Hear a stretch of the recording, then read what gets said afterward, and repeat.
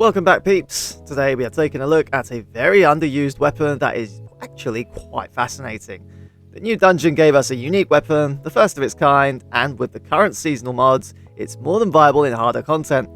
We are going to review the rocket-propelled sidearm Indebted Kindness, as voted by the audience. Slap that like button if you do find this video informative at any stage. Let's begin.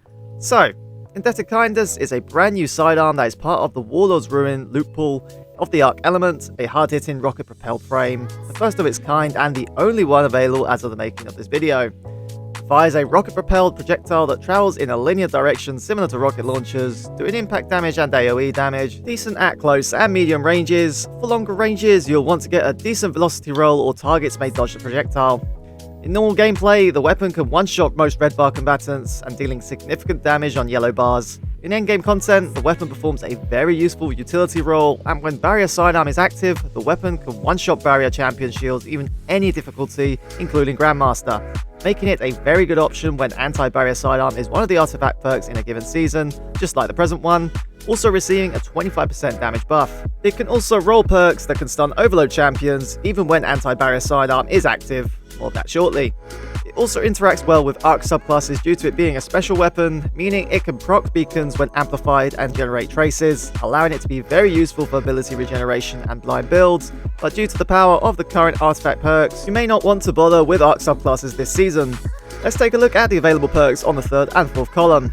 Let's start with the fourth. Some decent PVE perks here include permeability, volt shot, and attrition orbs. Starting with permeability, this is a very strong perk, particularly on this weapon. Now, unfortunately, I don't have the perk rolled on any of my weapons, but it allows the sidearm to change element based on your subclass when using your class ability. What this means is that the weapon can interact with other elemental verbs, such as Strand Unraveling rounds, Void Volatile rounds, the Solar Empyrean Fragment, and so on.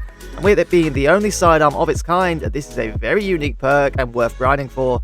Don't be like me and shard it, to then realise it is actually really good. Volt Shot is another good perk and arguably the best of this column. Needless to say, Volt Shot is one of the strongest perks you can get on an arc rapid reloading weapon, chaining lightning to targets and gives the weapon the ability to stun overload champions as well as stun barriers, making it very useful for endgame this season.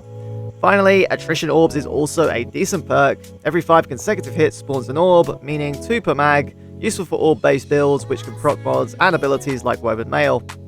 On the other side, to pair with Volt Shot, reload perks and perks that grant velocity are highly desirable, such as Enlightened Action, which grants increased reload on consecutive hits, which is the role you're seeing in these clips.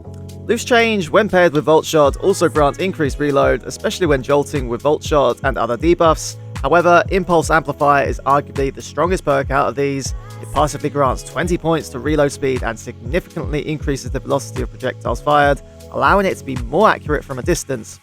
Beacon Rounds is also available, granting tracking on kill, but arguably a faster projectile is better than some minor tracking. Shout out to Lead from Gold, a decent perk when running double special weapons or when teammates are running high heavy generating builds such as Cenotaph or Aeons. Its origin trait is very useful too, allowing it to gain enhanced reload speed when destroying constructs, such as Taken Acolyte Eyes and Scorn Gizmos. It has a lack of PvP perks outside of Impulse Amp, and with the projectile's velocity to take into account, it's not worthing your brain cells as opponents can easily dodge projectiles from a distance. Now for the God Roll, high velocity and reload perks are the play. For the Masterwork, you can either choose reload or velocity, both very beneficial with a slight incline for reload. Quick Launch in the first column will give the sidearm a 10-point boost to velocity and a generous handling buff, whilst in the second, Flared Magwell will grant a massive boost to reload with no velocity benefits.